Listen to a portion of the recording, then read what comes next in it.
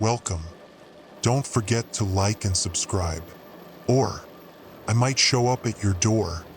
I'm just here to share some creepy stories, so sit back and enjoy.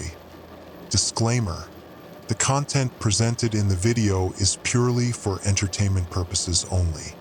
The theories and stories discussed in this video are speculative and are not supported by any evidence or proof. Viewer discretion is advised. Weather Report Log Number 347, September 12, 2025. Something's wrong with the atmospheric pressure readings over Houston today. I've triple-checked the equipment, calibrated the barometers, and even called the National Weather Service to confirm. Nothing makes sense. According to my instruments, there's a perfectly circular low-pressure system hovering directly over downtown, but it doesn't show up on the national radar. When I mentioned it to the NWS, they had no idea what I was talking about. Said their readings showed normal conditions across the entire Gulf Coast region. I've been a meteorologist at Channel 8 for 7 years. I know how to read atmospheric data. This isn't just an equipment malfunction. Personal Journal, 10:42 p.m. It's been bothering me all day, that anomalous pressure reading. None of my colleagues seemed concerned. Janice even laughed when I showed her the data. Said I must have been looking at yesterday's tropical depression that dissipated before making landfall. But that wasn't it. This was different, perfectly circular, stationary, and intensifying gradually throughout the day.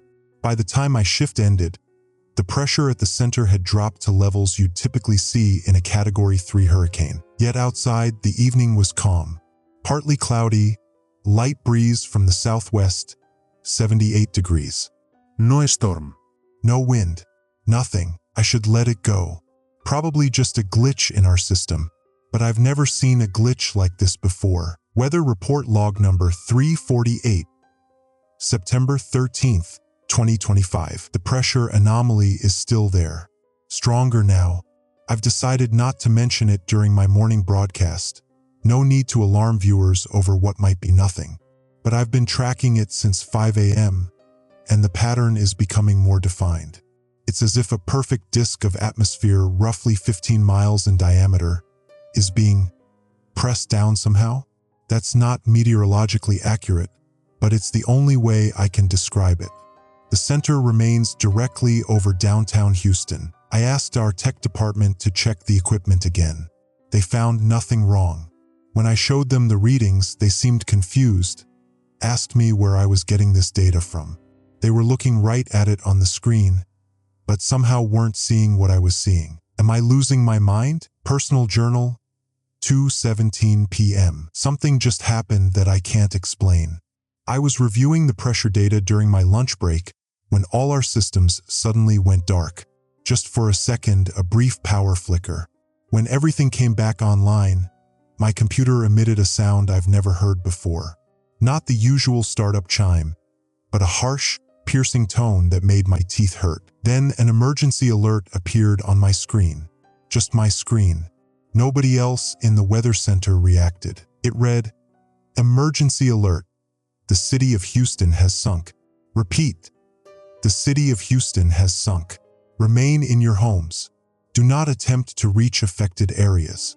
This is not a drill. It displayed for exactly 7 seconds before disappearing. When I asked Remy if he'd seen it, he looked at me like I was crazy. Said there hadn't been any alert and nothing about Houston sinking. He suggested I should go home, get some rest. Said I looked pale. I pulled up traffic cams from downtown. Everything looked normal. People walking, cars moving. No signs of any disaster. I checked social media, nothing unusual. No reports of anything happening in Houston. But the alert was so specific.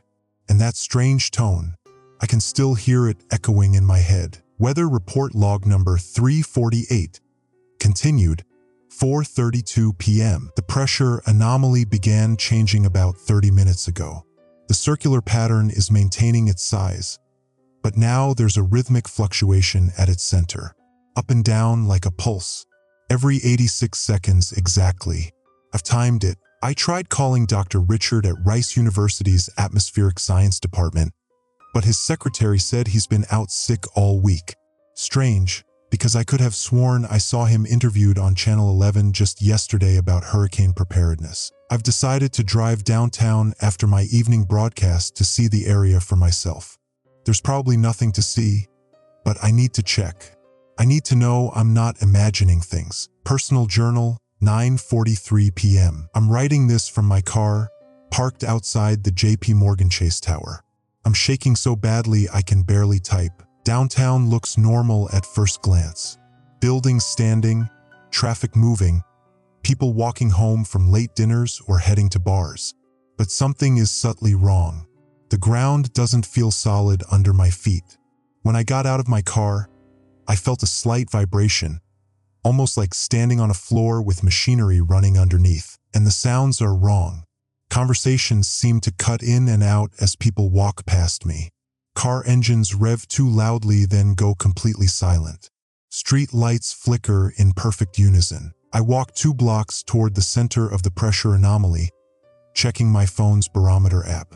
The readings kept dropping as I got closer to Main Street. When I reached the corner of Main and Texas Avenue, my phone suddenly blared with that same harsh tone I'd heard earlier. Another emergency alert. Subsidence event in progress. Houston simulation boundary compromised. Evacuation protocols initiated. Reality maintenance teams en route. Simulation boundary? Reality maintenance? What the hell does that mean? As I stood there staring at my phone, a woman bumped into me. When I looked up to apologize, I froze. She was wearing a FEMA jacket, Federal Emergency Management Agency. We made eye contact, and I swear she recognized me somehow. She looked alarmed, then quickly spoke into a radio on her shoulder. "We have a perception anomaly on Main. Subject appears to be retaining inconsistent memory patterns." I didn't wait to hear more. I walked quickly back to my car, trying not to run or draw attention. As I drove away, I noticed 3 black SUVs converging on the area where I'd been standing. Now I'm sitting here, trying to make sense of what's happening. When I look up at the Houston skyline through my windshield, it seems to shimmer slightly, like heat waves rising from hot asphalt. And for just a moment as the sun was setting, I swear I saw the JP Morgan Chase Tower sink about 3 feet into the ground, then rise back up again. No one else reacted. No one else saw it. I need to talk to someone about this. I think I'll call Remy tonight. We've been friends since college. He'll at least hear me out, even if he thinks I'm having some kind of breakdown. And I need to start documenting everything.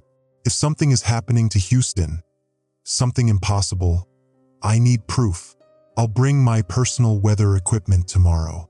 Set up my own monitoring station. The pressure is still dropping.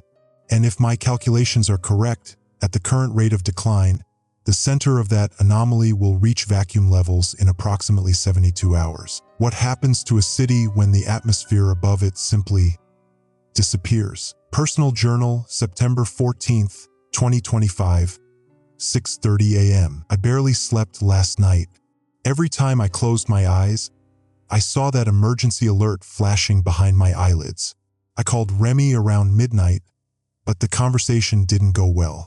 He sounded concerned at first, then increasingly uncomfortable as I explained what I'd seen downtown.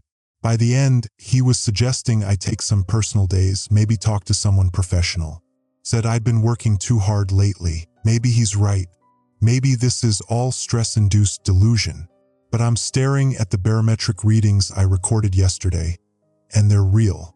The data is real. I've decided to go to work as usual, act normal. But I'm bringing my personal equipment to set up a second monitoring station, one that isn't connected to the Channel 8 systems. Weather report log number 349, 8:17 a.m. Something new this morning. The pressure anomaly has shifted slightly east and changed shape. No longer a perfect circle, now it's more irregular, with tendrils extending outward like roots. I've overlaid it on a map of Houston, and the pattern correlates almost exactly with the boundaries of 5 neighborhoods: Downtown, Midtown, 3rd Ward, East Downtown, and 2nd Ward. I mentioned this to our traffic reporter, Diane, asking if she'd noticed any unusual road closures or construction in those areas. She gave me a strange look and said, "Third Ward? Where's that?" I thought she was joking at first. Diane has lived in Houston her entire life. She knows every neighborhood, but she seemed genuinely confused. I pulled up a map on my computer to show her, but where Third Ward should have been, the map just showed an area labeled Riverside District. "That's what it's always been called," she said, looking at me oddly. "Are you feeling okay, Morgan? I've worked with Diane for 5 years. We've discussed Third Ward specifically many times. Her sister used to live there. Now she doesn't remember it ever existing, and the map has changed. I need to check other maps. I need to verify what's real." Personal journal, 12:08 p.m. This is worse than I thought. I've spent the morning comparing maps from different sources. Official city maps, Google Maps, Apple Maps, even old paper maps from the station's archive room.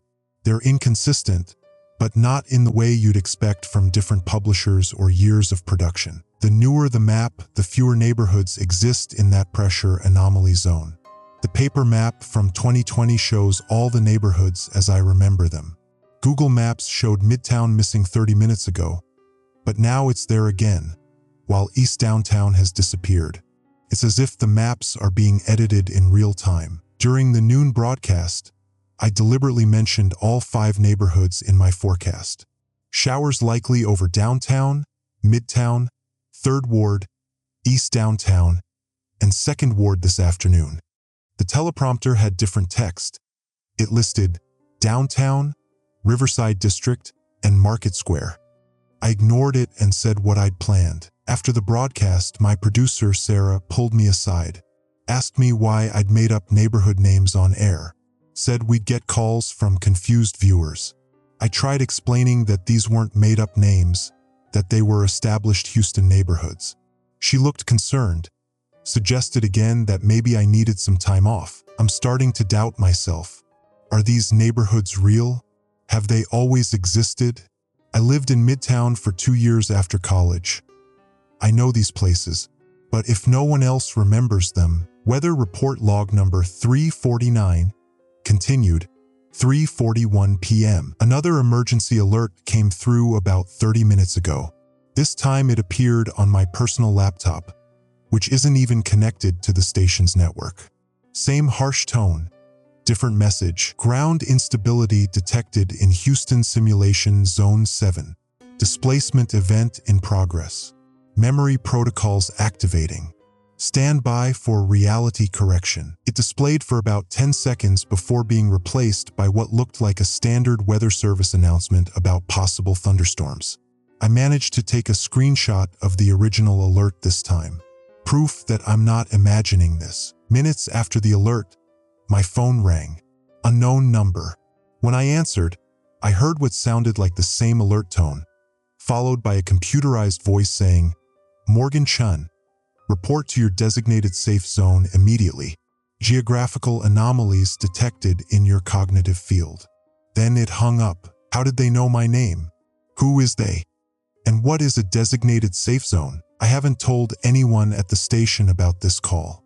I can't trust anyone's reactions anymore. Personal journal, 7:22 p.m. I drove through the affected neighborhoods after work, or I tried to. The roads don't make sense anymore. Streets that should connect now dead-end without warning.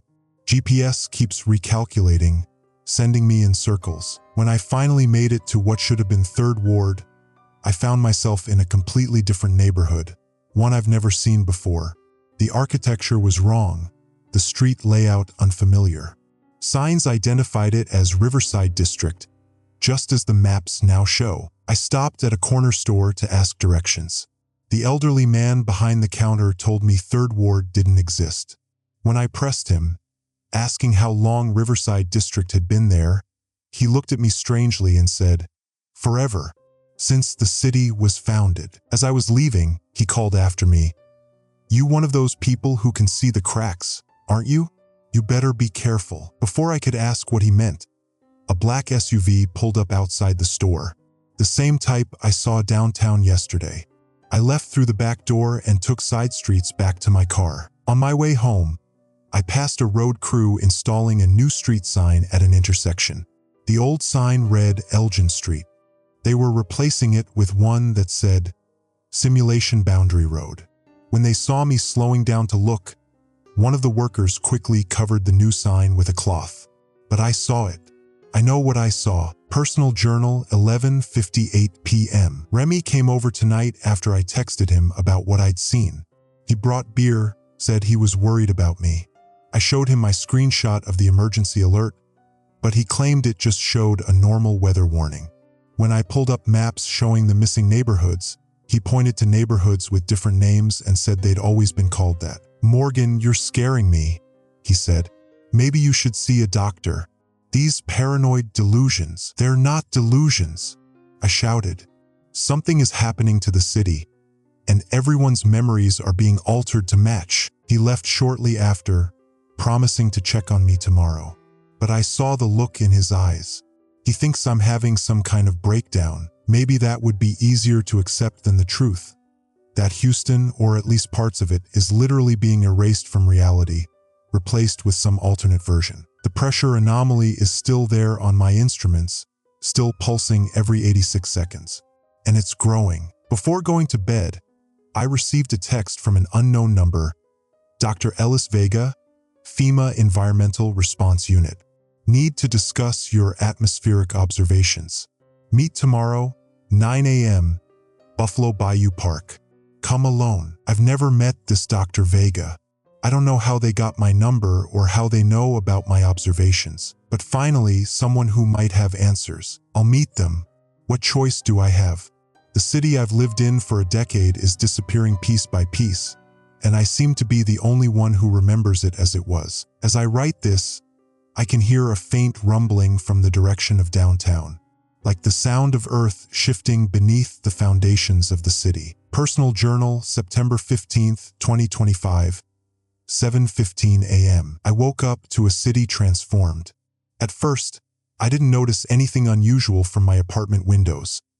The same view of the nearby shopping center, trees swaying in the morning breeze. But when I turned on the local news, the skyline behind the anchors was wrong. The JP Morgan Chase Tower was missing. So was the Wells Fargo Plaza. In their place stood buildings I'd never seen before, shorter, with different architecture.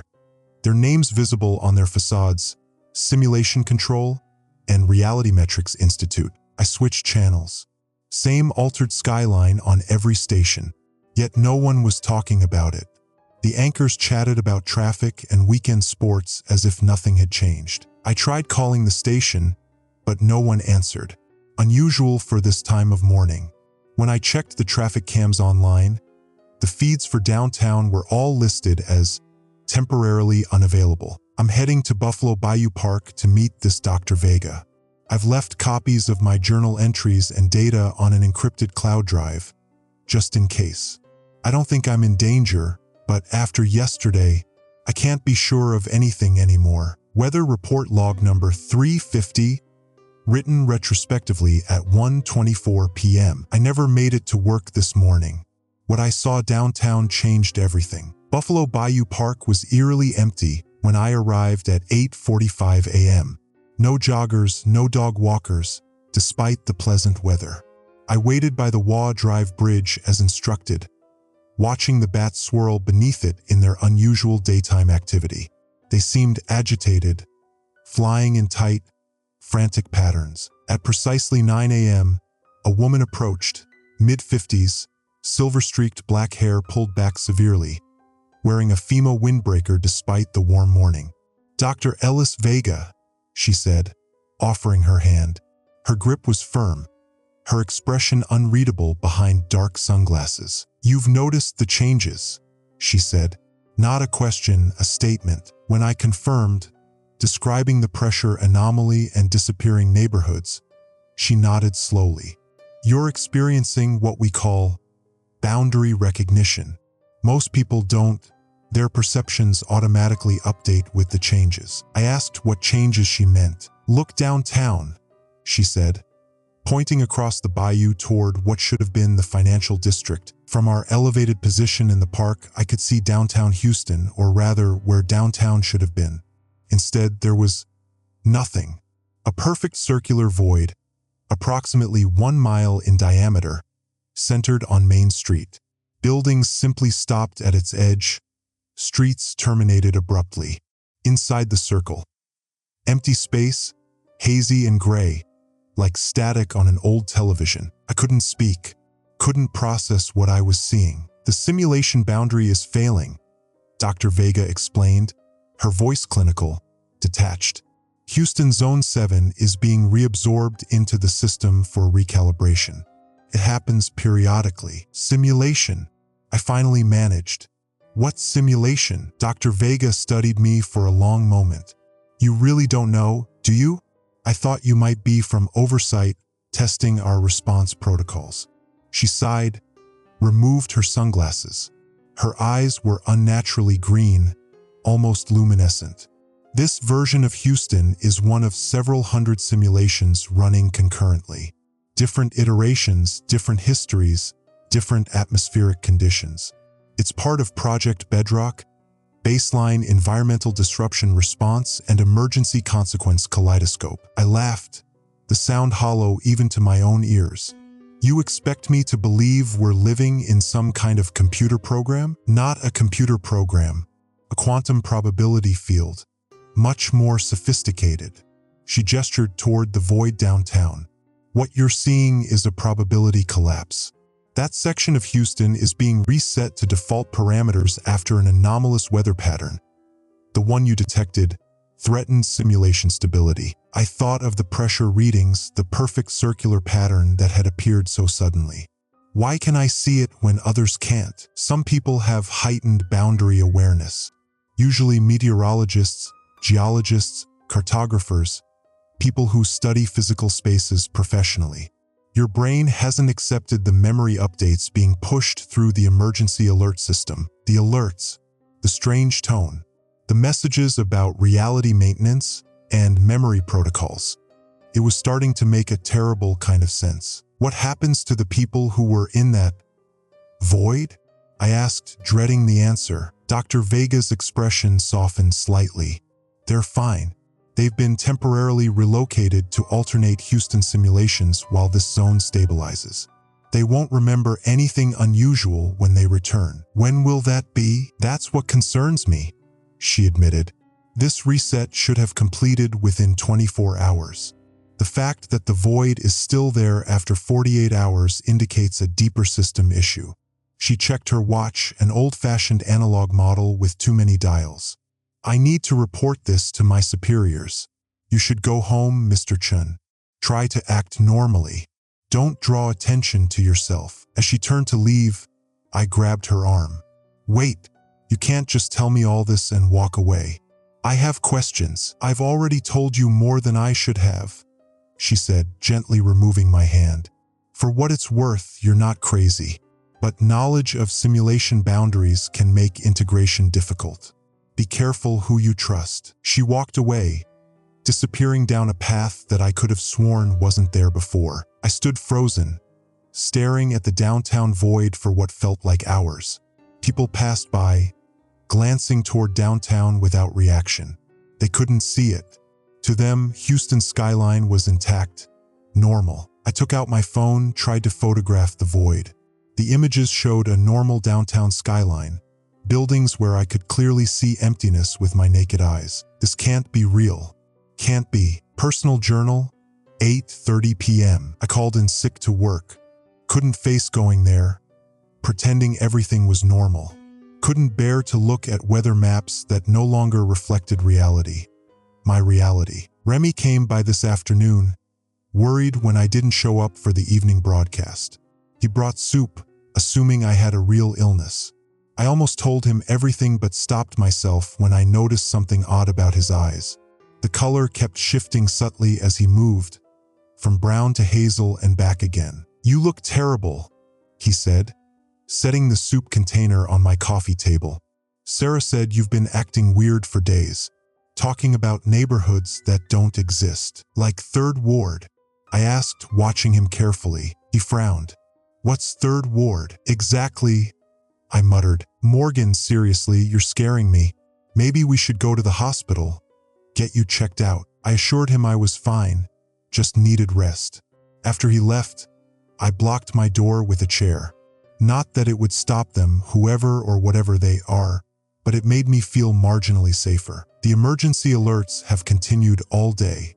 5 so far, each on a different device.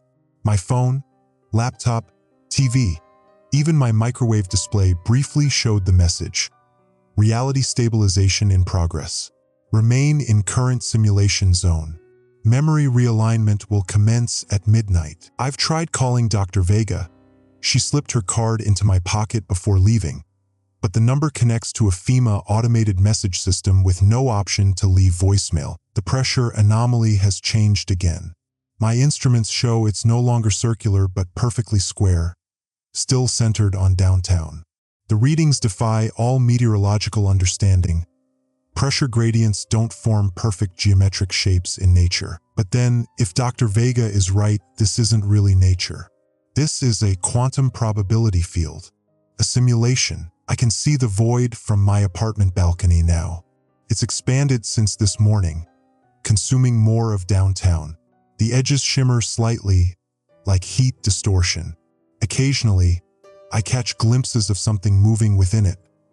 Shadowy figures, tall structures that appear and disappear too quickly to identify. If Houston is being reset, what happens to the memories I have of places that no longer exist? What happens to me if I don't accept the memory realignment scheduled for midnight? I've decided to stay awake past midnight. I need to know what happens when they try to rewrite my memory. I need to remember the truth, even if I'm the only one who does. Personal Journal, September 16th, 2025, 6:07 a.m. I stayed awake through midnight. Nothing dramatic happened, no sudden headache, no loss of consciousness. The clock simply ticked from 11:59 p.m. to 12 a.m., and life continued. For a moment, I thought perhaps Dr. Vega had been mistaken about the memory realignment. Then I checked my phone. My photo gallery is filled with images I don't remember taking. Snapshots of places in Houston I've never visited, or rather, places that don't exist in my Houston. A restaurant called Boundary Bistro on a street that should be part of the void downtown. A park with bizarre geometric sculptures where Third Ward used to be. Selfies of me at these locations, smiling, apparently living a life I have no memory of. More disturbing, people I don't recognize appear in some photos, tagged with names like work friend and neighbor. Their faces seem slightly wrong somehow. Features just a little too symmetrical, smiles too perfect. The timestamps on these photos range from years ago to just last week. According to my phone, I've been living in this alternate Houston all along. But I remember the real Houston. I remember Third Ward, East Downtown, the proper skyline. I remember a world where simulation control wasn't a building visible from my apartment. The memory realignment failed, at least for me, but it seems to have overwritten my digital footprint. I searched my computer files this morning. All my documents, emails, and social media accounts now contain references to this altered version of Houston. It's as if they're trying to gaslight me into accepting their reality. Weather report log number 351, 10:22 a.m. I'm at work now, trying to act normal. Everyone seems concerned about my illness yesterday, but otherwise treats me as usual. The weather systems on our monitors show no signs of the pressure anomaly that started all this. Just normal September conditions for Southeast Texas. I pulled up historical weather data for the past week, searching for evidence of the anomaly I documented. Nothing. According to our systems, Houston has experienced typical early fall weather patterns. No unusual pressure systems. No perfect circular formations. When I checked my personal notebooks where I'd recorded the original readings, the pages were blank. Completely empty, despite my vivid memory of filling them with numbers, charts, and observations. They're erasing evidence, erasing history, possibly even erasing me piece by piece. I've started keeping this journal on paper rather than digitally. It seems to be resistant to whatever process is altering my digital records. Perhaps physical objects are harder to change than data. The void downtown is still visible to me when I look out the station's windows, but no one else seems to notice. The skyline in our live camera feeds shows the full downtown intact. Buildings standing where I can see only empty space with my own eyes. I feel like I'm going insane, but I know what I see is real. Personal journal, 3:18 p.m. Something extraordinary happened this afternoon. I was reviewing old broadcast footage, looking for any mention of the neighborhoods that have disappeared, when a woman appeared at my desk. She introduced herself as Detective Sabine Okafor, Houston Police Department, African-American, early 40s, with an intensity that immediately put me on edge. She wasn't wearing a uniform, just a blazer with her badge clipped to the belt. Her eyes were sharp, observant, much like Dr. Vega's, but without that unnatural green color. "Mr. Chun," she said quietly, sliding into the chair beside my desk. "I need to speak with you about some inconsistencies in recent missing persons reports." I tensed, wondering if she was part of whatever organization Dr. Vega worked for, but her next words caught me off guard. "People who should exist don't. Addresses that should exist don't. And you're the only person in the entire city who's mentioned these discrepancies on air." She was referring to my weather broadcast 2 days ago, when I'd named the disappearing neighborhoods. "You can see it too?" I asked, barely daring to hope. Detective Okafor's expression remained neutral, but she gave a slight nod. "The missing mile downtown, the neighborhoods that change names overnight, the emergency alerts that no one else acknowledges." She leaned closer. "I have 27 missing persons reports filed in the last 3 days. People reported missing by family members who themselves don't appear in any database. When I try to visit the addresses listed, the streets don't exist." Relief flooded through me. I wasn't alone. I wasn't crazy. "What do you know about this?" she asked. "About what's happening to Houston?" I told her about the pressure anomaly, the emergency alerts, my meeting with Dr. Vega, about Project Bedrock and the simulation theory. With each revelation, her expression grew more troubled. "Simulation or not, people are disappearing," she said when I finished. "Real people with families who remember them, even when official records don't. I need your help, Mr. Chen. You seem to be resistant to whatever is causing these mass memory alterations. And you've been in contact with someone who admits to being involved." I agreed to help her investigate, though I'm not sure what I can offer beyond my own experiences. She gave me her card with her personal cell number written on the back. As she was leaving, she paused. "One more thing. Have you checked old photographs of Houston? Physical prints, not digital." I hadn't. "Do it," she advised. "You might find some answers there." Personal journal, 7:43 p.m. After work, I went to the Houston Public Library's archives section. They keep historical photographs of the city going back to its founding. The librarian seemed confused by my request to see images of downtown from different decades, but she helped me locate several albums. What I found confirms everything. Photographs from the 1950s show buildings in downtown that I've never seen. Structures that don't match either my Houston or the altered version currently visible to others. Photos from the 1970s show different buildings in the same locations. Each decade, the skyline changes in ways that go beyond normal urban development. Most telling, a panoramic shot from 1985 shows a building labeled Houston Simulation Center, where City Hall should be.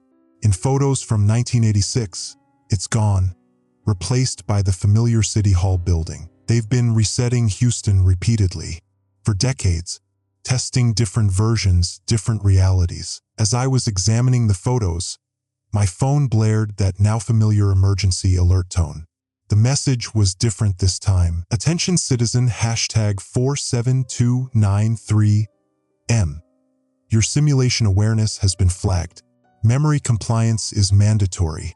Report to Reality Adjustment Center downtown immediately." I ignored it, continued looking through the archives. 10 minutes later, Another alert: failure to comply will result in forced extraction from current simulation. I quickly took photos of the most revealing historical images with my phone, then left the library. As I was walking to my car, I noticed a black SUV parked across the street, the same type I'd seen before. Two men in dark suits were watching the library entrance. I slipped out through a side exit and took a circuitous route home, paranoid that I was being followed. When I finally got to my apartment and checked my phone to see the photos I'd taken of the historical images, they were gone, deleted. In their place was a single image, a map of Houston with a red X marked at my apartment building. They know where I am. They know what I've discovered. I've called Detective Okafor, left a message explaining what I found. I don't know if she'll get it in time. The void downtown has expanded again. It's now approximately 2 miles in diameter. From my window, I can see it pulsing slightly, its edges rippling like water. Just as I was writing this, my TV turned on by itself. Every channel shows the same emergency alert: Houston evacuation order in effect. Simulation collapse imminent. Report to designated extraction points immediately. But I can see people in the street below going about their evening as normal. They can't see the alerts. They don't know what's coming. And I'm afraid that whatever is happening to Houston is about to happen to me. Personal Journal, September 17th, 2025, 5:45 a.m. I didn't sleep last night. How could I? Every time I closed my eyes, emergency alerts would sound from a different device in my apartment. My TV, phone, laptop, even my digital alarm clock, all displaying variations of the same message. Critical simulation error. Memory corruption detected. Report for immediate neural recalibration. Around 3 a.m., the building's fire alarm activated. Harsh, piercing wails echoed through the hallways. I joined my neighbors evacuating down the stairwell, everyone irritable and confused in their hastily donned nightclothes. But when we reached the lobby, the fire department wasn't there. Instead, 2 men in dark suits and 3 uniformed individuals wearing FEMA jackets stood by the entrance, checking residents' IDs as they exited. I recognized one of the FEMA agents, the woman who'd spotted me downtown when this all began. I ducked behind a large family, then slipped back up the stairs before they could see me.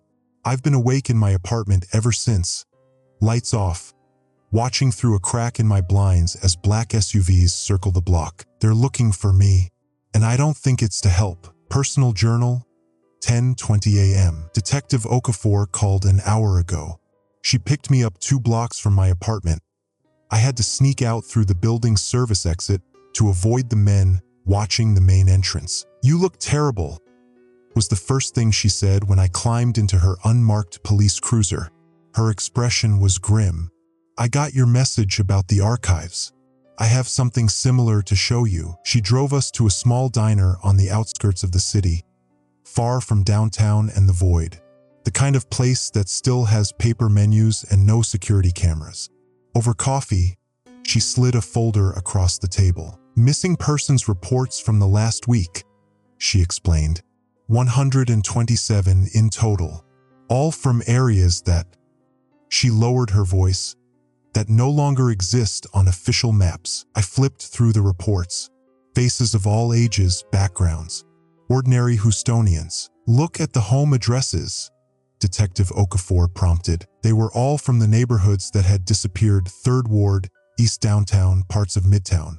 Places now consumed by the void or renamed in the altered Houston. "The strangest part," she continued, "is that half my colleagues can't see these reports at all. The physical papers are right in front of them, and they look straight through them. The other half can see them but insist they're old cases, long resolved." "Memory corruption," I murmured, recalling the emergency alerts. "Exactly." She stirred her coffee absently. "And it's spreading. Yesterday, my partner asked me who I was talking to on the phone. When I said it was my mother, he looked confused. Said I'd told him my mother died 10 years ago. She met my eyes. "My mother is very much alive, Mr. Chun. I had dinner with her last Sunday." The implications were chilling. The memory alterations were becoming more personal, more invasive. "There's something else," Detective Okafor said. "I tried to access city planning archives yesterday, looking for historical maps. The entire section has been quarantined, hazardous mold, supposedly.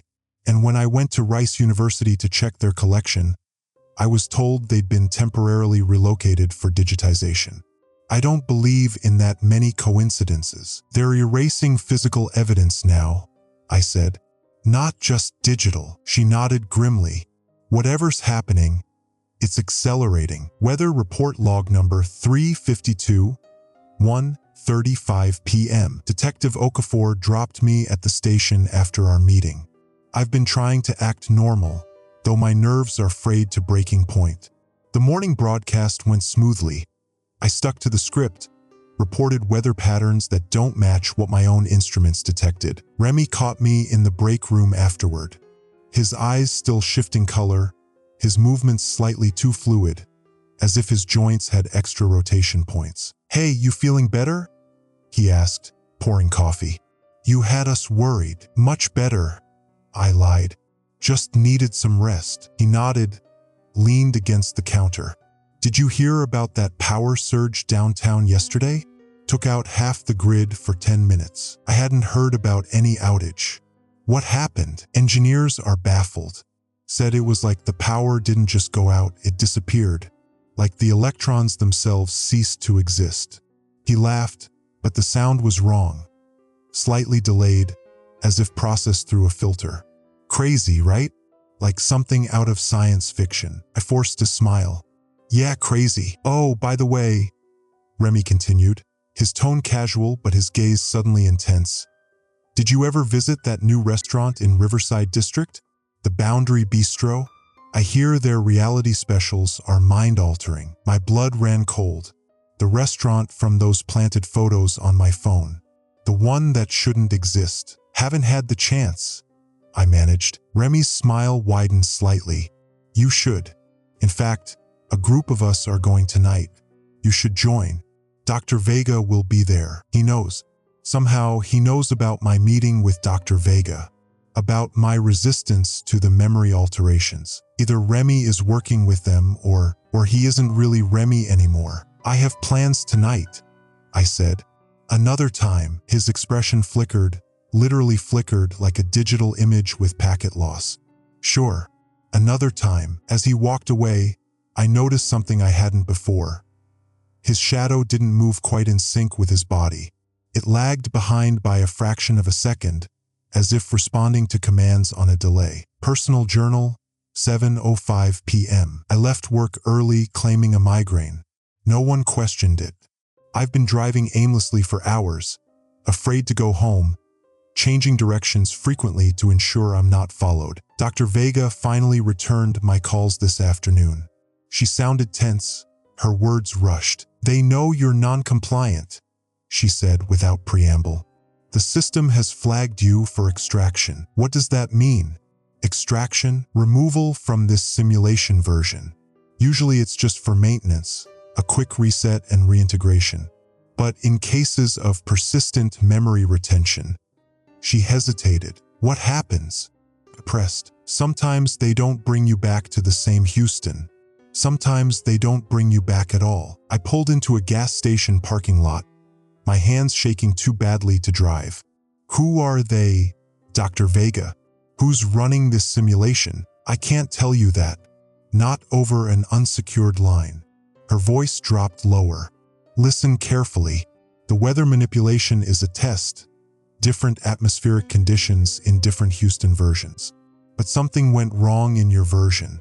The boundary between simulations is dissolving. The void downtown, yes, it's a tear in the fabric of your reality. And it's growing faster than it should. So what do I do?" "Meet me tomorrow morning, 8 a.m. Braze Bayou at the South McGregor Bridge. I'll explain everything then." She paused. "And Mr. Chan? Don't trust anyone, especially not people you think you know. The system has deployed mimics to find non-compliant subjects." The call ended abruptly. Mimics. The word echoed in my mind as I thought of Remy's shifting eyes, his unnatural movements, his shadow that lagged behind him. I found refuge at a small motel off Highway 290, paid cash, used a fake name. The kind of place that doesn't ask questions or scan IDs. My room faces the parking lot, giving me clear sight of anyone approaching. From this distance, I can still see the void downtown. It's at least 3 miles wide now, its edges pulsing with an eerie rhythm. Occasionally, something flashes within it. Geometric shapes, fragments of buildings, shadows that move with purpose. My phone has been silent for hours. No more emergency alerts. I should feel relieved, but instead, the silence is ominous. As if they've switched tactics. As if they don't need alerts to find me anymore. The television in my room only gets 3 channels, all showing the same loop of local news from what appears to be yesterday. The anchors discuss weather patterns, traffic, a local festival. Normal life in an increasingly abnormal city. I wonder how many other Houstons exist in parallel simulations. Are there versions where the city is underwater? Versions where it was never built at all? And what about the people? Are there other versions of me living different lives, unaware that their reality is manufactured? How many times has Houston been reset? How many memories have I lost in previous reconfigurations? And most disturbing of all, if Houston isn't real, what am I? Personal Journal, September 18th, 2025, 6:30 a.m. I barely slept at the motel. Every time the ice machine down the hall clanked or a car pulled into the lot, I jolted awake, convinced they'd found me. Around 2 a.m., I dragged the desk in front of the door and wedged a chair under the doorknob, though I doubt it would stop whoever or whatever is after me. It's still dark outside. I need to leave soon to meet Dr. Vega at Brays Bayou, but something feels wrong. The silence is too complete. No traffic sounds, no early morning birds. Even the constant hum of the air conditioner seems muted, as if sound itself is being gradually extracted from the world. The news is playing on the television, the same loop from yesterday, the same cheerful anchors discussing events that may never have happened in a city that might not fully exist. I've been watching carefully, and I've noticed something disturbing. With each repetition of the loop, subtle details change. A female anchor's blouse shifts from blue to green. A sports reporter's tie disappears entirely. The weather map shows progressively less of Houston with each cycle. Reality is degrading faster now. I'm afraid of what I'll find when I step outside. Weather report log number 353, 7:45 a.m. I've made it to South McGregor Bridge, 15 minutes early for my meeting with Dr. Vega. The bayou below looks wrong. The water too still, almost gelatinous, reflecting the morning light in patterns that shift independent of the water's surface. The city is quieter than I've ever heard it. Traffic is sparse, and the few cars that pass move with a strange deliberation, as if their drivers are following an invisible script. I've seen 3 joggers in the last 10 minutes, and all 3 have taken identical paths along the bayou, down to the exact same hesitation at a crack in the sidewalk. My phone vibrates. A text from my station manager asking where I am. I'm scheduled for the morning weather report in less than an hour. I should have called in sick, but in my haste to meet Dr. Vega, I forgot. I text back that I'm running late, a family emergency, and we'll be there soon. A lie that buys me time. No sign of Dr. Vega yet. The bridge feels exposed. I keep checking behind me, half expecting to see Remy's too fluid movements or Detective Okafor's increasingly confused expressions. Instead, I see only the empty jogging path and the void in the distance, now visibly larger than yesterday, its edges pulsing with that strange rhythm. Wait, something's happening downtown. Personal Journal, 8:20 a.m. Dr. Vega never showed. I waited 30 minutes, increasingly anxious as the void downtown seemed to pulse and expand. Then my phone lit up with a call from the station. Not my manager, but Lori, our field reporter. "Morgan, thank God I reached you," she said, her voice tight with fear. "You need to get to the station right now. Something's happening downtown." "What is it?" I asked, already walking back to my car. I can't. Static interrupted her words. Describe it. The buildings are more static. Like they're sinking, but not into the ground. Into nothing. My heart raced. Are you downtown now? Live broadcast. The cameraman thinks I'm crazy. He says everything looks fine, but a sharp intake of breath. Oh God, Morgan, the people. They're sinking too. Half their bodies just gone. But they're still walking, still talking, as if nothing's wrong. Get out of there, Lori. Now. I can't move, she whispered. My feet. I can't feel my feet anymore. The call ended abruptly. I broke every traffic law getting to the station, desperate to see what was happening for myself. The roads were strangely empty, and those few cars I did see moved as if on invisible tracks, their drivers staring straight ahead with vacant expressions. Weather report log number 354, 9:05 a.m. I'm in the studio now, watching the live feed from downtown. The official broadcast shows everything normal. Sunny day, people walking, traffic flowing. But on the raw, unedited feed from camera 3, I can see what Lori was talking about. The ground is disappearing, not cracking open or caving in, but simply ceasing to exist, leaving behind not a hole but an absence. A void of grayish static that seems to warp the air around it. Buildings are partially submerged in this nothing, their lower floors gone while upper stories remain intact, hovering impossibly in the air. And the people, God, the people. Some walk with their lower bodies missing, talking on phones or carrying coffee cups as if nothing is wrong. Others flicker like bad television reception, their forms glitching between solid and transparent. None seem aware of what's happening to them. Lori is still reporting, professional to the last, though her image cuts out every few seconds. She's up to her waist in the static void now, but her voice remains steady as she describes minor traffic delays and beautiful weather. The studio crew sees none of this. They're all watching the processed feed, the sanitized version of Houston where everything is normal. Only I can see the raw footage, and only because I know which monitor to check. 5 minutes to your weather segment, Morgan. The floor director calls, giving me a thumbs up. I nod mechanically, still transfixed by the horror unfolding downtown. The void has spread another block in just the last 10 minutes. At this rate, Morgan, you're looking pale, Remy says, suddenly beside me. I didn't hear him approach. Weather anxiety getting to you? His smile is too wide, his eyes still that unnatural shifting color. His shadow lags behind his movements, stretched and distorted. I'm fine, Imanaj. Just preparing. Good, he says, his voice modulating strangely. Because we've got a special segment today.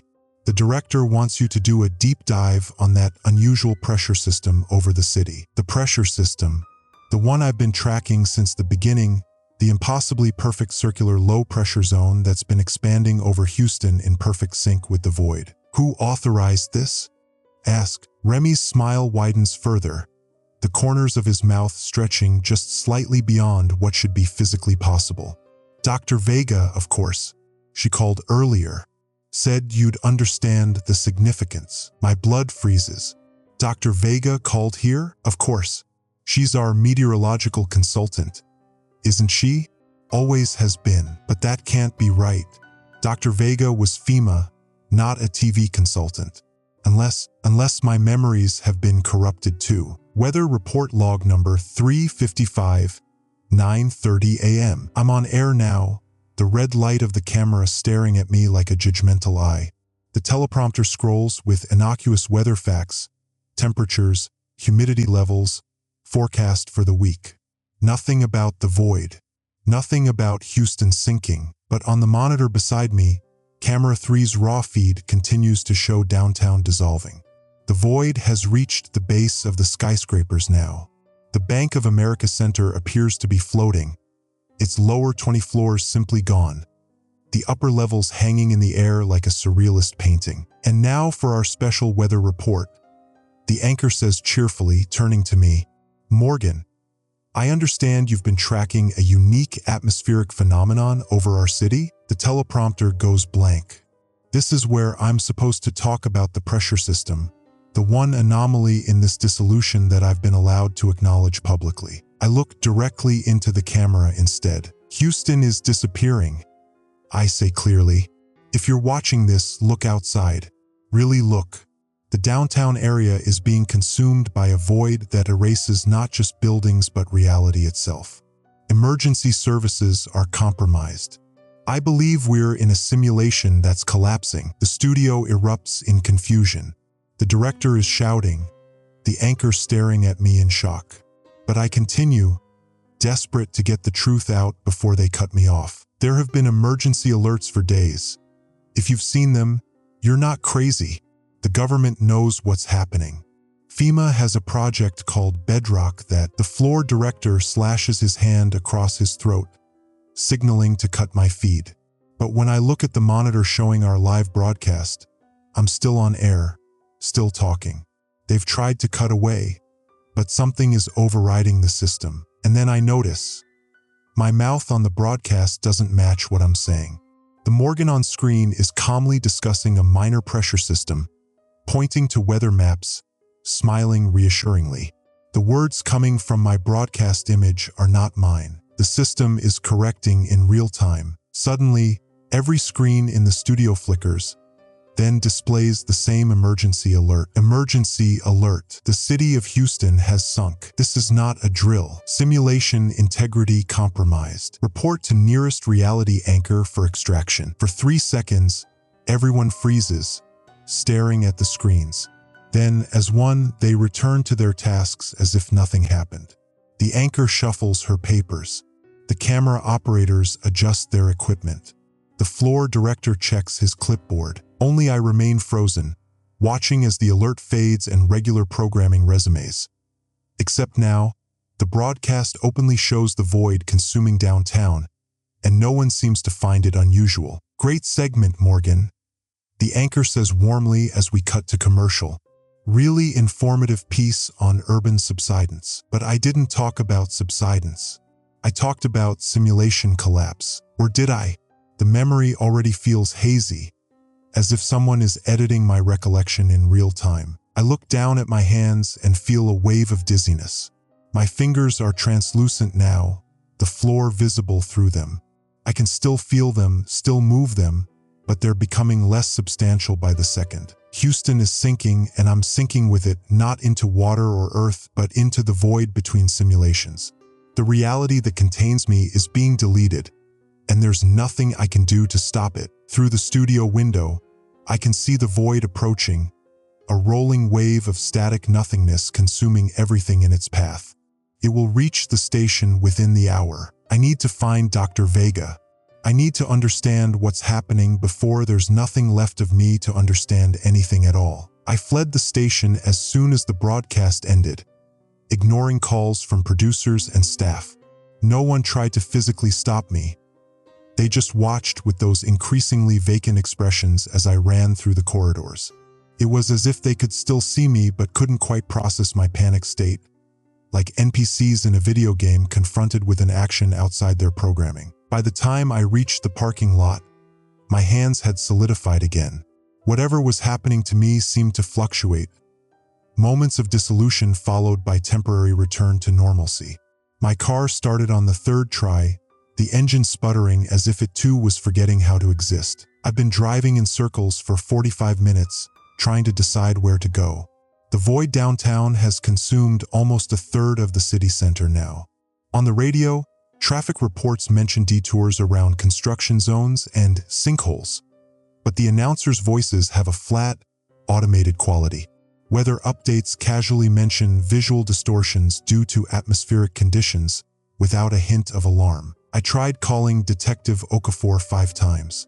On the 6th attempt, a mechanical voice informed me that the number had never been assigned. When I checked my call history, the previous 5 attempts were gone, replaced with calls to pizza delivery places I've never contacted. My reality is being actively edited. My memories, my communications, even my physical form, all subject to some higher system's whims. The only constant is my journal. These entries I've been maintaining since the beginning.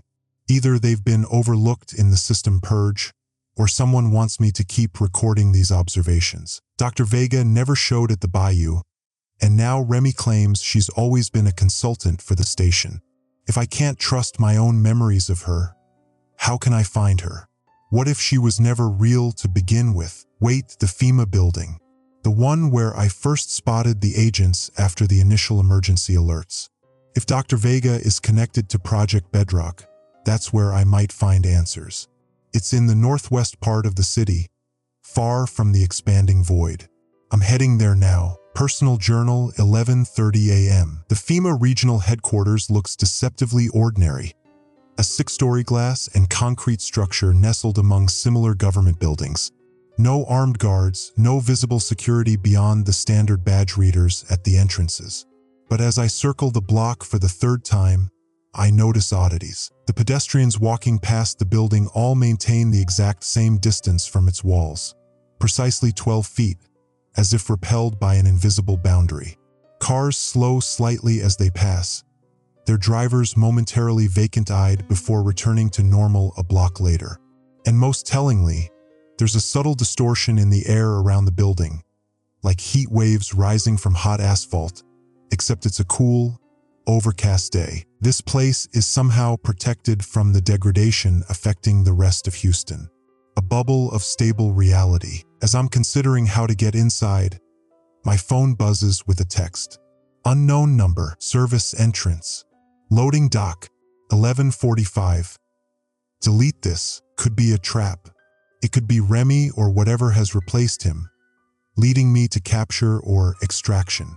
But it could also be Dr. Vega finally making contact. I have 15 minutes to decide. Personal journal, 12:10 p.m. I took the risk.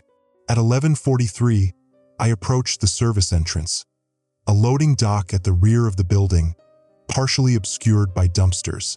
At exactly 11:45, the security door beeped and swung open. No one appeared, but I heard a clear whisper from inside. Quickly, I slipped through the door into a utilitarian corridor.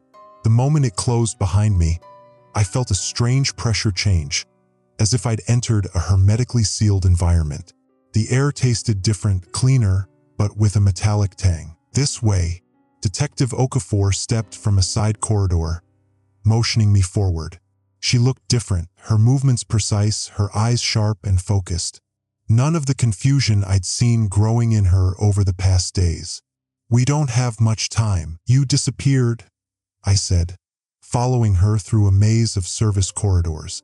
"I tried calling. They deleted me from your reality framework," she replied matter-of-factly.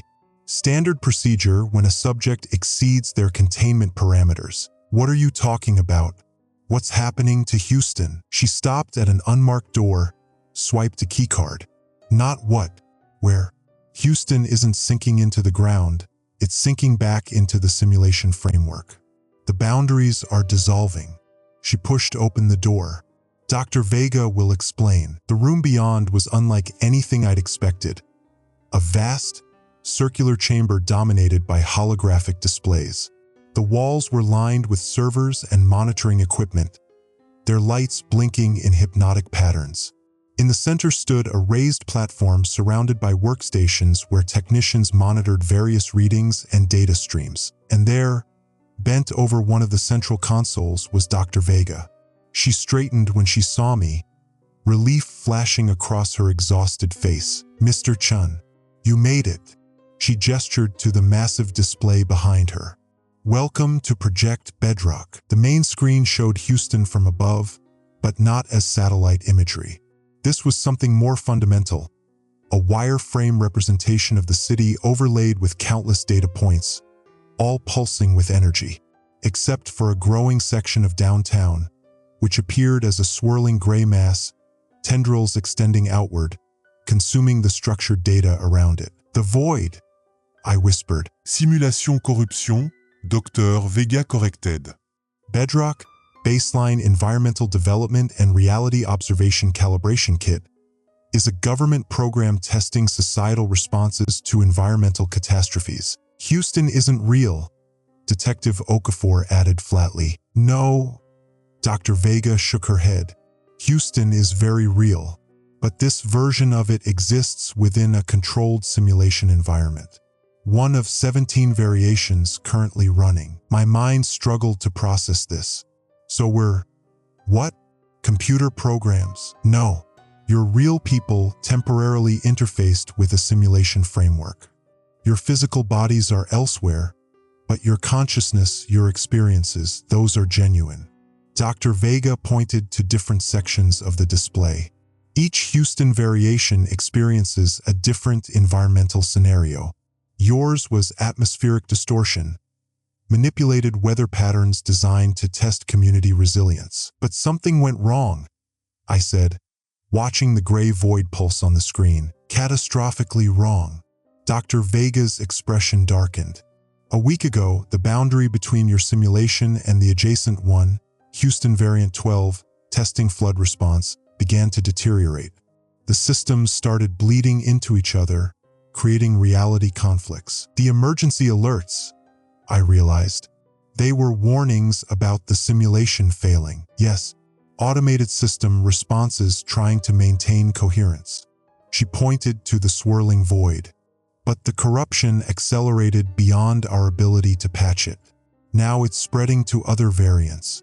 If we don't contain it, all 17 Houstons could collapse. And the people inside them?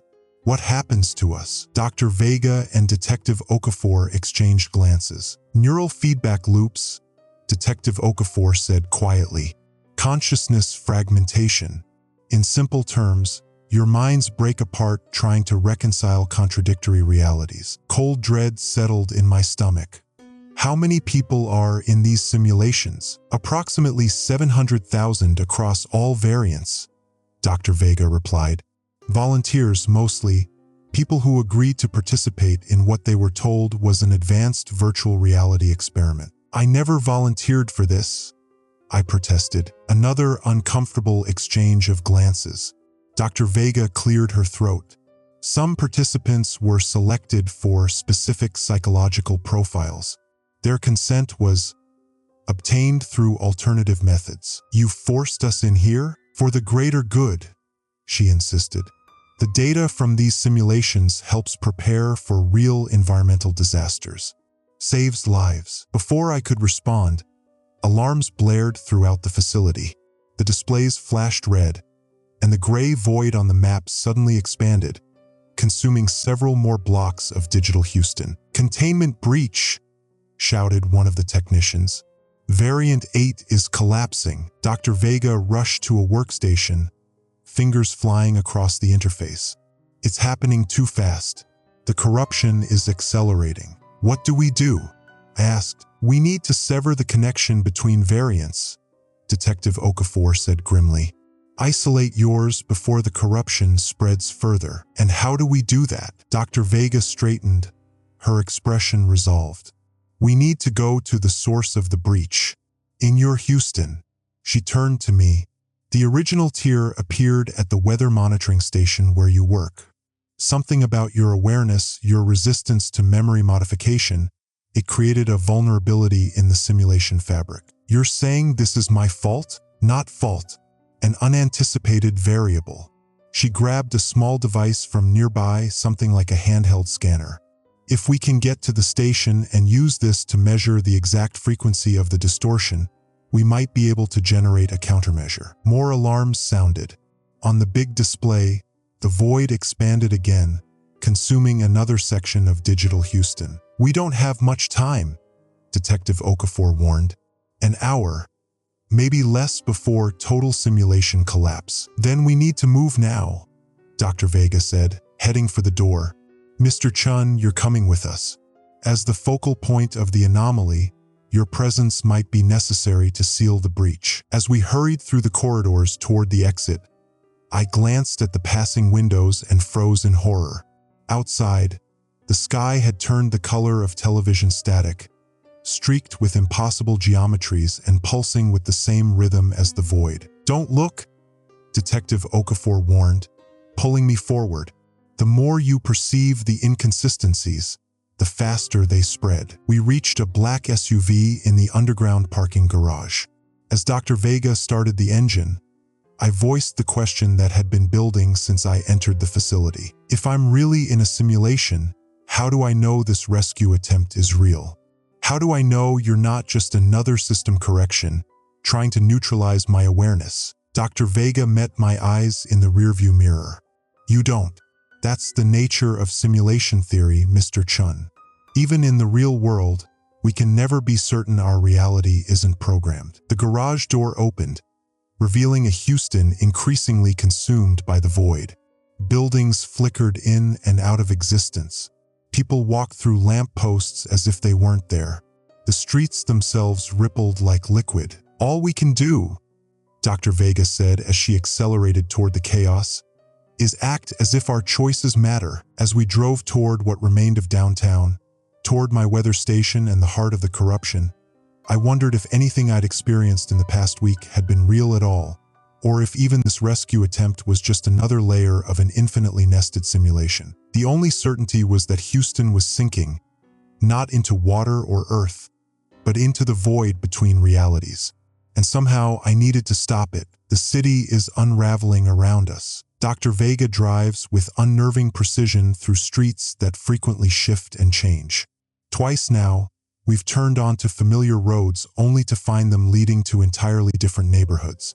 3 times, we've had to swerve around pedestrians who flicker in and out of existence, their bodies glitching between solid form and translucent outlines. Houston has become a patchwork of realities, some areas still relatively intact, others dissolving into that static-filled void, and the most disturbing, hybrid zones where pieces of different Houstons overlap.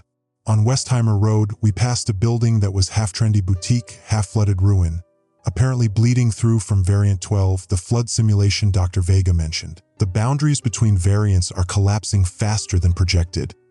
Dr. Vega says, her knuckles white on the steering wheel as we navigate around a bus that's phasing between existence and non-existence. This shouldn't be possible. Can the other people see what's happening now? I ask, watching a woman walk her dog past a fire hydrant that repeatedly transforms into a small tree and back again. Neither she nor the dog seem to notice. Most can't, Detective Okafor replies from the passenger seat. Their perceptions are still being filtered through the simulation's correction algorithms. But that processing power is failing. Soon everyone will see the corruption. And then what happens? Mass panic, Dr. Vega says grimly, followed by cognitive dissonance on a scale that could cause permanent psychological damage. The radio activates by itself, cycling through stations that shouldn't exist. Fragments of emergency broadcasts blend with cheerful advertisements and strange, atonal music. Residents of South Houston must evacuate immediately due to try our new breakfast burrito, now with extra. Reality corruption detected in sectors 7 through 12. ZZZSSHHHHKKKKRRR. The void comes, the void sees the void. Dr. Vega snaps it off. Audio corruption. The system is trying to maintain coherence through emergency protocols, but it's fighting itself. We're approaching downtown now, or what remains of it. The skyscrapers waver like mirages, their architecture constantly shifting. Some appear to be melting, their glass and steel flowing like wax. Others strobe between existence and absence, each flicker revealing a different version of the same building. And at the center of it all, surrounding my weather station, the void pulses and grows. There, Dr. Vega points, the primary breach point. My workplace, the Channel 8 building, now sits on the very edge of reality. Half of it extends into normal space, or what passes for normal in this degrading simulation, while the other half disappears into that swirling gray nothingness. People enter and exit the building as if nothing is wrong, walking directly into the void and vanishing, or emerging from it as if stepping through a doorway. How are we going to get in there? Ask. Dr. Vega parks the SUV a block away, in what appears to be a stable pocket of reality. Very carefully, she says, retrieving the scanner device from her bag. And we need to hurry. Look, she points to the sky. What was once a cloudy afternoon has transformed into something impossible. Half blue sky with scattered clouds, half swirling vortex of mathematical patterns and code-like sequences. The boundary between them creeps steadily across the sky, consuming the natural weather pattern. The simulation sky rendering is failing, Detective Okafor explains. Soon the entire environmental layer will collapse. As we exit the vehicle, I notice something disturbing about the detective. When she moves quickly, her form leaves afterimages. Multiple translucent versions of herself trailing behind like visual echoes before snapping back into a single person. Detective, I begin carefully. Are you stable? She meets my gaze, her expression resigned. I'm experiencing simulation decay. I was already partially deleted from your reality variant. Remember? My reintegration isn't taking well. We need to move, Dr. Vega interrupts, checking her scanner. The breach is pulsing on a 3-minute cycle.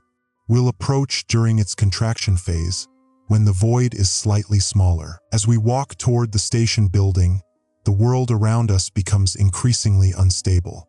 The pavement ripples beneath our feet like water. Streetlights bend at impossible angles. A newspaper stand cycles through different publications every few seconds. Some from our Houston, others from variants I'll never know. Stay close, Dr. Vega warns. Don't look directly at the anomalies. Your awareness amplifies them. We're 100 yards from the station entrance when a familiar voice calls my name. Morgan, there you are. Remy stands by the station doors, waving cheerfully. But this isn't the slightly off Remy from earlier. This version appears completely normal. No shifting eye color, no too fluid movements. He looks exactly like my friend and colleague from before all this began. Don't engage, Detective Okafor murmurs. It's a system correction, an attempt to lure you back into standard simulation parameters. But as Remy approaches, his smile falters. Morgan, thank God. Something's wrong with the station, with everything. Half the building is just gone, and no one else can see it. He grabs my arm, his touch solid and real. You've been talking about this for days. Please tell me I'm not losing my mind. I look to Dr. Vega, questioning. She studies Remy with her scanner, then nods slowly. He's genuine. Another anomaly. Someone else whose perception is breaking through the simulation filters. Remy, I say carefully, what do you see right now? What's happening to the city? His eyes dart around nervously. It's like reality is coming apart. Buildings disappearing, people glitching like bad computer graphics. The sky, he points upward.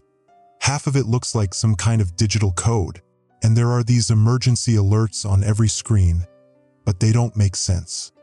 Houston has sunk?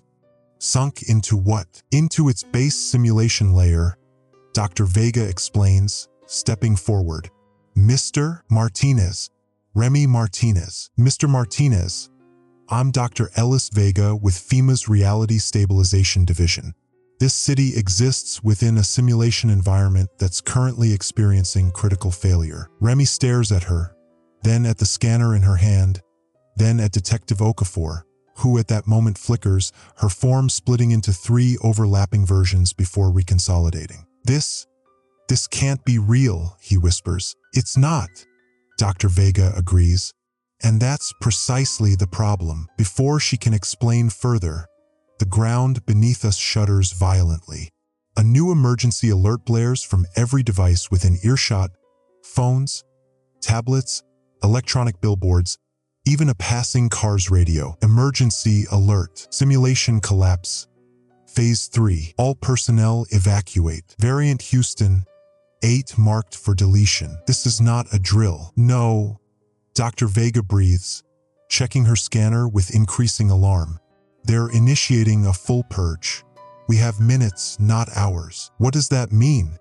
Remy demands. It means, Detective Okafor says grimly, they're deleting this entire Houston variant rather than risk the corruption spreading further. The void surrounding the station pulses suddenly, expanding outward in a wave that consumes another block of buildings. The boundary now stands just 30 feet from us, A wall of swirling gray nothingness that hums with a sound like distant voices. "We need to get to the weather center," Dr. Vega insists. "Now. It's our only chance to stabilize the breach." As we sprint toward the station entrance, I notice something at the edge of the void. A figure, standing half in and half out of the nothingness. A person I recognize with growing horror. It's me. Another version of Morgan Chun, wearing different clothes, staring directly at us with an expression of terrible understanding. This doppelganger raises a hand, as if in warning or farewell, before the void pulses again and consumes him entirely. "What was that?" I gasp as we reach the doors. "Variant bleed through," Dr. Vega explains breathlessly. "You from another Houston, another simulation." The walls between variants are paper-thin now. Inside the station lobby, chaos reigns. Some staff members continue their work as if nothing is wrong, even as portions of the building flicker in and out of existence around them. Others stand frozen in horror, watching as reality dissolves before their eyes. A security guard passes through a solid wall as if it isn't there, while a receptionist types on a computer that repeatedly transforms into different models. "The weather center," I say, leading them toward the elevators. "Third floor." The elevator doors open to reveal not an elevator car but a swirling vortex of code and light. Next to it, the emergency stairs seem intact, though the stairwell beyond pulses with an unearthly glow. "Stairs," Dr. Vega decides. As we climb, the building's degradation becomes more pronounced. Walls fade to transparency, then snap back to solidity. The floor beneath us occasionally becomes transparent, revealing other floors, some from our building, others from what must be variant Houston's. Through one such window-like phase, I glimpse a flooded corridor where people swim rather than walk.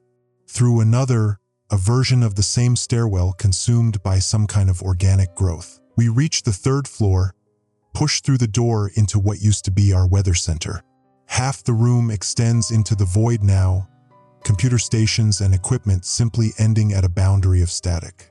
The massive weather monitoring wall, our pride and joy with its dozens of screens showing atmospheric data, flickers between displays of our Houston's weather and what appear to be other atmospheric conditions. One showing torrential floods, another displaying bizarre atmospheric phenomena, a third monitoring what looks like a massive dust storm. There, Dr. Vega points to my workstation, which sits precisely at the edge of the void. "That's the breach point." As we approach, I see what she means. The void doesn't just end at my desk. It emanates from it. Tendrils of grayish static swirl outward from my computer, my chair, the very spot where I first noticed the atmospheric anomalies a week ago. "What do we do?" I ask as Dr. Vega runs her scanner over the area. "We need to close the breach," she says, studying the readings. "And there's only one way to do that." She looks up at me, her expression grave. "The simulation recognized your awareness as an anomaly. Your consciousness is the tier point between variants." "What are you saying?" She's saying. Detective Okafor interjects, her form now constantly shifting between solid and transparent. "That you need to leave this simulation for it to stabilize." "Extract me, you mean? Send me back to the real world?" Dr. Vega shakes her head. "There's no time for a proper extraction. The only option is to push you through the breach, into the void between simulations." Remy steps forward protectively. "You can't be serious. What happens to him there?" "I don't know," Dr. Vega admits. "Best case, his consciousness finds its way to another stable variant. Worst case, she doesn't finish the thought. She doesn't need to." The building shudders violently. Through the windows, we can see the void expanding in a massive wave, consuming entire city blocks in seconds. The sky is now almost entirely digital code, mathematical sequences swirling in impossible patterns. "We're out of time," Detective Okafor says, her voice distorting as her form flickers more violently. "Morgan, it has to be now." I look at the void pulsing from my desk, the gray nothingness that might be my salvation or my end. Beyond it, through periodic windows in the static, I catch glimpses of other places, other Houstons. One underwater, one in ruins, one thriving under bizarre atmospheric conditions. Will this save the people here? Ask. If I go through, it should stabilize this variant enough for a controlled shutdown, Dr. Vega says. The simulation can be preserved until everyone is properly extracted. I take a deep breath, step toward my desk, toward the heart of the void. Remy grabs my arm. Morgan, wait, but as he touches me, his form suddenly shifts, morphing into something else entirely. For a brief moment, I see not my colleague but a crystalline structure shaped vaguely like a human, its surface reflecting code and light. Interface error, Dr. Vega says. His true form in the base simulation layer. The crystalline Remy solidifies back into human form, looking at his hands in horror. What am I? There's no time to explain, Detective Okafor insists as more of the building dissolves around us. I turn to the void, to the breach in reality that somehow began with me. In its swirling depths, I can see fragments of other lives, other versions of Houston and perhaps myself. If I go through, I ask one final time, will Houston be saved? This Houston, yes, Dr. Vega confirms. That's enough. I step forward, reaching out to touch the edge of nothingness emanating from my desk. It feels cold and electric against my fingertips, like static electricity amplified 1,000-fold. Good luck, Mr. Chun, Dr. Vega says from behind me. If you find another stable variant, try to warn them. As the void begins to pull me in, dissolving my hand into particles of light and data, I look back one last time at the Houston I've known, now revealed as just one version of countless possible simulations. The emergency alerts. I call out as the void claims my arm, my shoulder. They were warnings, weren't they? From other versions of me. The last thing I see before the void consumes me entirely is Dr. Vega's solemn nod. Then Houston, my Houston, is gone, and I am falling through the spaces between simulated realities, a consciousness adrift in the void between fabricated worlds, searching for another place to call home, another Houston that might still be saved. Personal journal, fragmented data recovery, date unknown. I'm losing my grip on everything. The emergency alerts won't stop. They blare from every device, every screen, every speaker.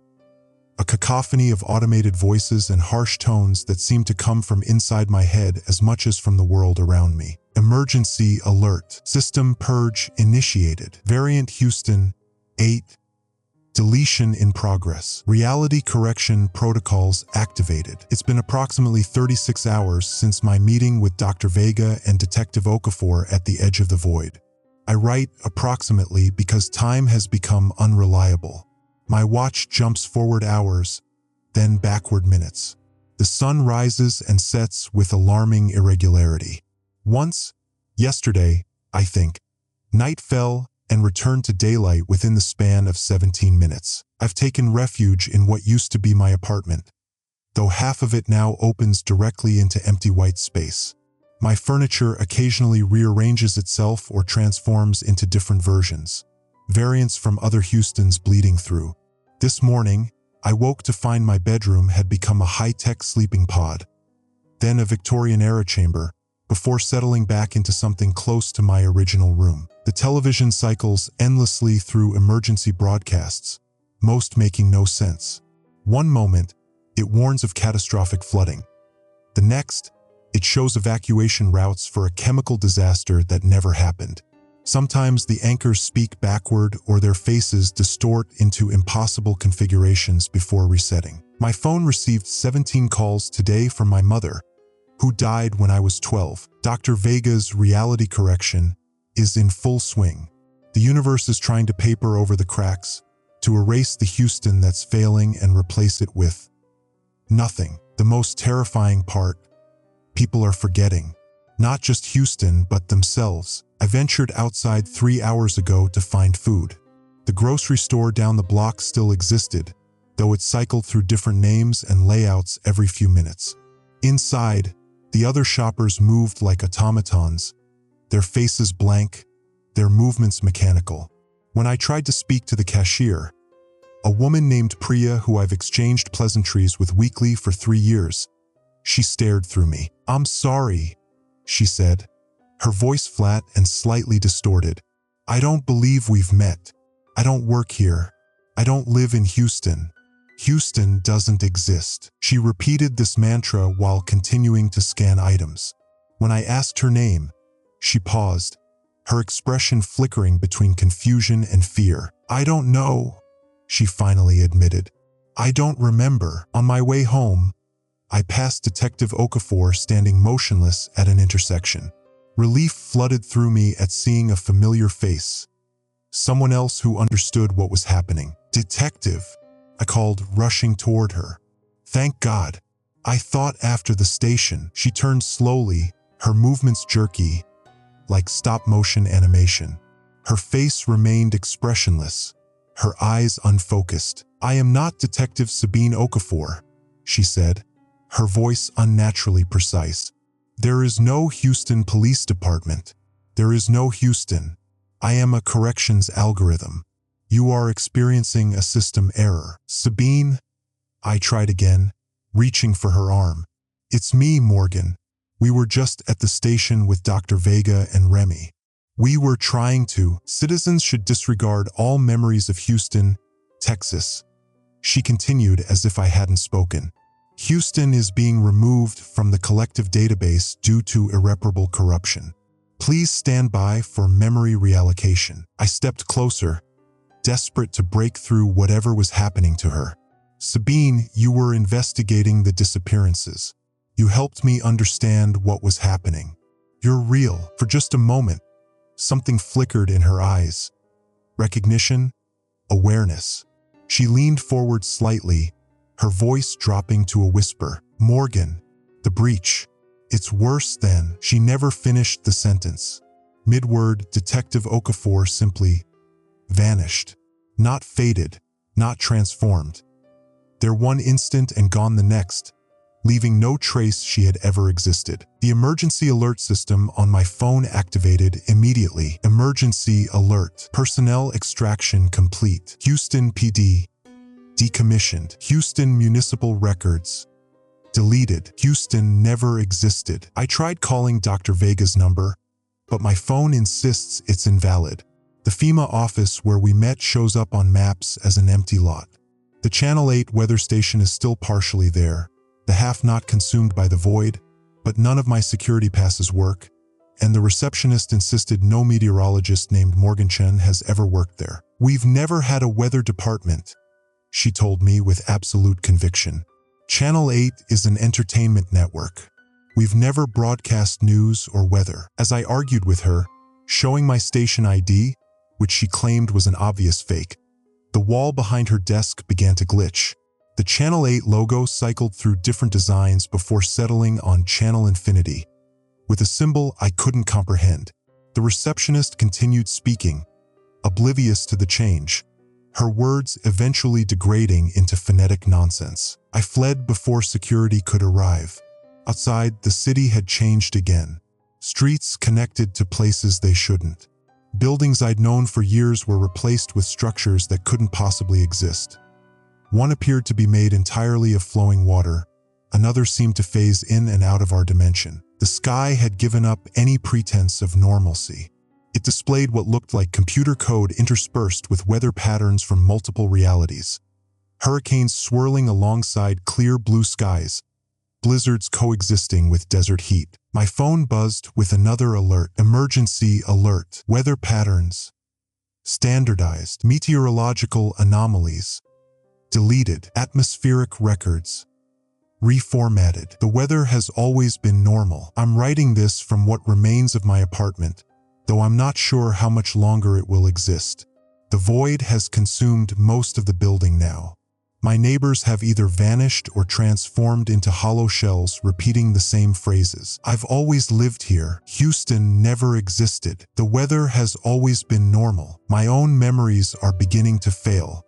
This morning, I couldn't remember my childhood address. An hour ago, I forgot my father's name.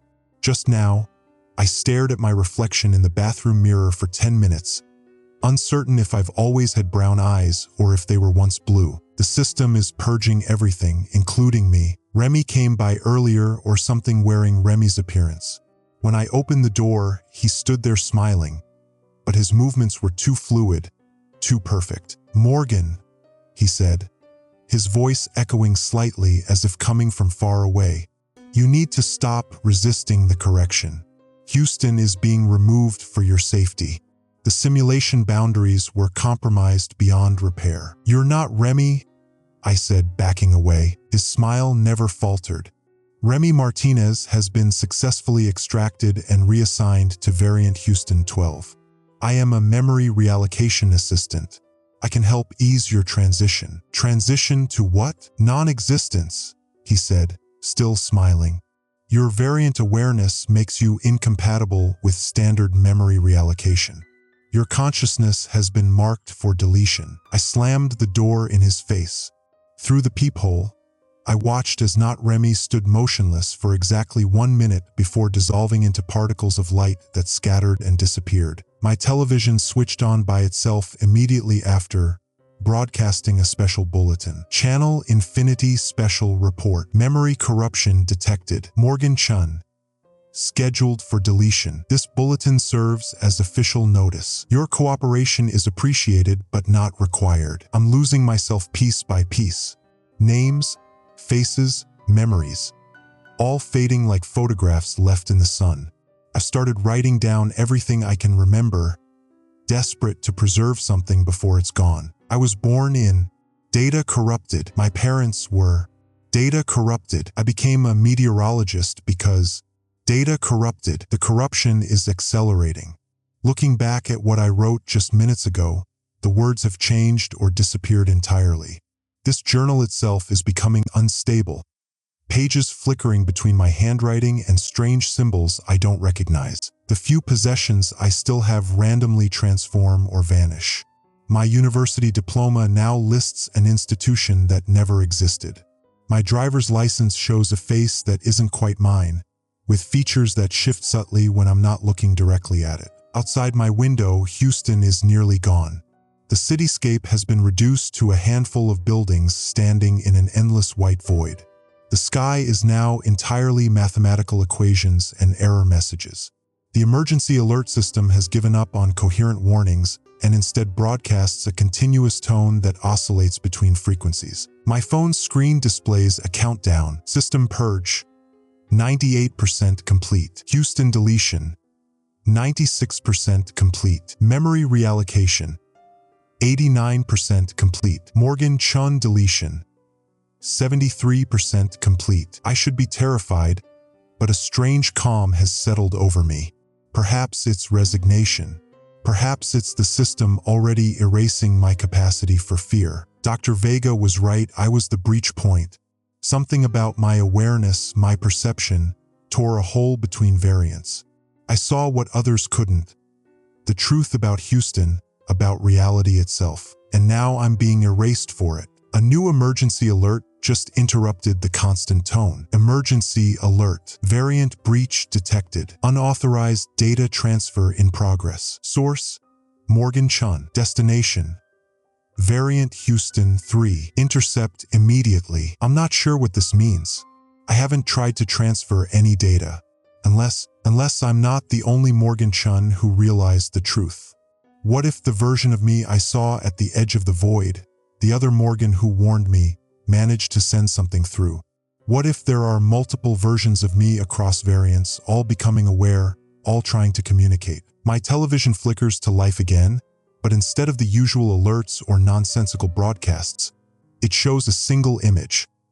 A weather map of Houston with atmospheric pressure readings that form a pattern I recognize immediately. It's exactly like the anomalous readings I detected a week ago, the ones that started this whole nightmare. But this map is labeled Houston 3 Forecast, September 25th, 2025.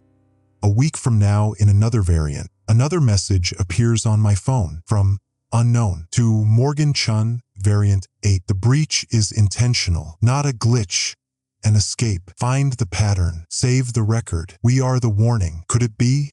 Are versions of me across variants trying to warn each other? Breaking through the simulation walls deliberately? With shaking hands, I gather what remains of my journal, my data, the evidence I've collected. If I can somehow send it through, if I can warn another Houston, the void pulses, consuming another wall of my apartment.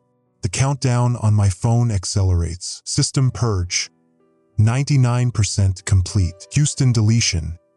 98% complete. Memory reallocation. 95% complete. Morgan Chun deletion. 84% complete. I don't have much time. The simulation is collapsing around me, erasing everything I am, everything I know. But if I can reach the weather station one last time, if I can use the meteorological system to transmit across variants, outside, what remains of Houston shudders and begins to fold in on itself, buildings collapsing not into rubble but into nothingness. The streets themselves unravel like ribbons being pulled apart. A final alert blares from every device. Emergency alert. This is not a test. Houston has never existed. Houston will never exist. Please disregard any memories of Houston. Thank you for your cooperation. I clutch my journal to my chest and run toward the void, toward what used to be downtown, toward the last place I saw the weather station. I have to try. I have to warn them. As reality dissolves around me, I realize the horrible truth. Houston isn't sinking into the earth. It's sinking out of existence itself, and I'm going with it. Data fragment recovery, temporal markers, corrupted source unknown. They say that in the moment before death, your life flashes before your eyes. A rapid-fire montage of memories, faces, moments that defined you. As I run through what remains of Houston, my life unravels instead. Memories don't flash before my eyes. They dissolve from them. With each step toward the weather station, I lose another piece of myself. My childhood home fades into white noise. My college graduation becomes static. My first day at Channel 8, corrupted data. The city around me exists only in fragments now. Streets end abruptly in swirling code. Buildings stand like hollow shells, facades without interiors. The sky has abandoned all pretense of reality. A writhing mass of equations, error messages, and variant coordinates. Variant 8. 99.4% deleted. Morgan Chun. 91.7% deleted. Recursion safeguards. Compromised. The alerts now appear directly in my field of vision, no longer requiring devices to transmit them. They're being written into what remains of my consciousness, embedded in whatever passes for reality. I stumble over terrain that shifts between concrete, digital wireframe, and empty void. My journal, the physical record of everything that's happened, flickers in my hands, pages randomly deleting and rewriting themselves. I clutch it tighter, as if my grip alone might preserve what's left of the truth. The Channel 8 building emerges from the chaos ahead, or half of it does. The structure cuts off halfway, the remainder replaced by a perfect cube of swirling light and code that pulses in irregular rhythms. Through windows that still exist, I see empty studios, equipment abandoned mid-broadcast. My keycard won't work. The security system doesn't recognize me. I am becoming as non-existent as Houston itself. With desperate strength, I break the glass door with a chunk of concrete that seems solid enough for the moment. No alarms sound. There's no one left to respond. Inside, the building's infrastructure flickers between states. Sometimes the familiar halls I've walked for years, other times twisted configurations that make no architectural sense. Gravity weakens intermittently. Twice I find myself floating momentarily before crashing back to the floor. The stairs to the weather center are mostly intact. As I climb, emergency alerts echo through the stairwell without any visible source. Emergency alert. Final notice. Simulation reset. Imminent. All variants will be stabilized. All breaches will be sealed. All awareness will be terminated. The third floor, my floor, dissolves and reconstructs itself around me as I reach it. The weather center exists in a state of quantum uncertainty, portions of it cycling rapidly between existence and emptiness. My desk, my station, the breach point, they remain. The void still emanates from it, though it's changed since I last saw it. Now it resembles a window more than a spreading corruption, a defined rectangular portal swirling with data and fragments of other realities. I rush to my workstation, relieved to find the system still functioning. The meteorological mainframe, the most powerful computer in the building, designed to process massive atmospheric datasets, might be my only chance. My hands move across the keyboard, muscle memory executing commands even as my conscious memories continue to degrade. Weather modeling software opens, then network protocols, then transmission systems. I'm searching for connections, links between variants, data pathways that might breach the walls between simulations. On the main screen, I pull up the final weather model I created before everything began falling apart. The atmospheric pressure anomalies over Houston form a pattern that I now recognize isn't random at all. It's a data signature, a code. From my fading journal, I extract the pages containing the emergency alerts, the patterns, the notes about variant bleed-through. I scan them into the system, heart racing as the progress bar crawls forward. Around me, the building shudders as another chunk of reality is deleted. System purge. 99.8% complete. Morgan Chun deletion. 94.2% complete. Variant stabilization. Initializing. The scan completes.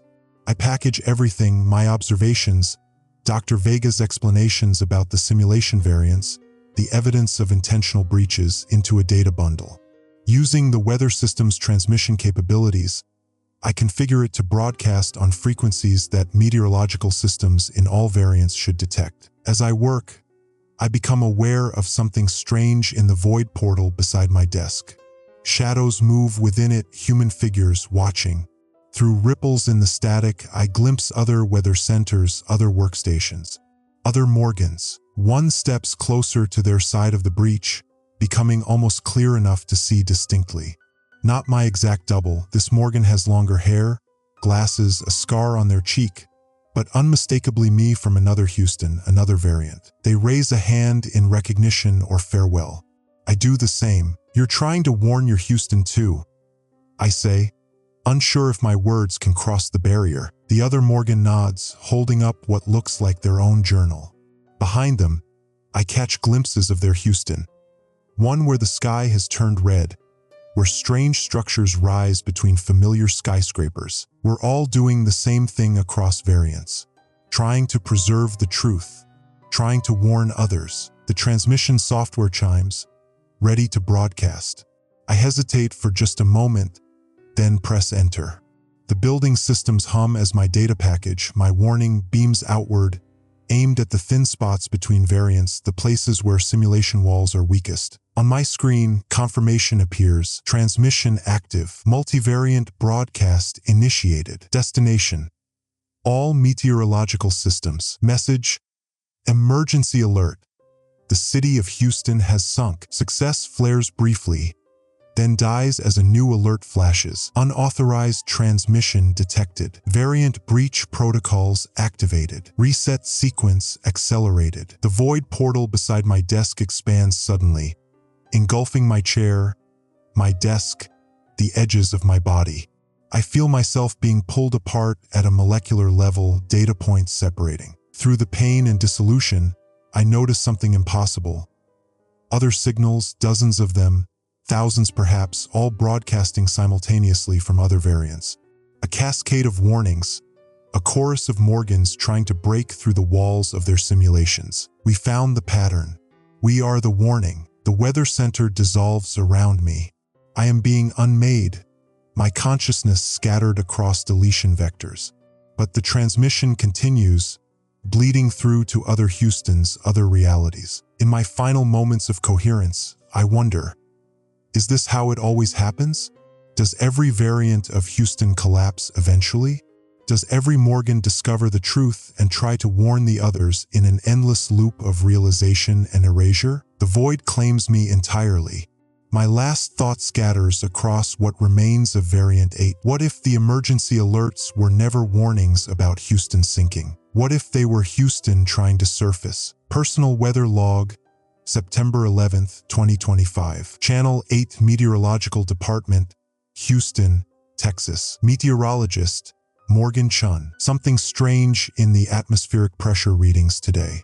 A pattern forming over downtown that doesn't match any weather system I've ever seen. The computer can't identify it either, probably just a sensor malfunction. I'll recalibrate the equipment tomorrow. Wait, what's that sound? Some kind of emergency alert coming through the system, but only on my equipment. Emergency alert. The city of Houston has sunk. This is not a drill. Variant 3 corruption detected. That can't be right. Houston is still here, visible from my window. The alert must be a glitch, a software error. Still, I should investigate these pressure anomalies more carefully. There's something about the pattern that seems almost intentional, like it's trying to tell me something. End of entry.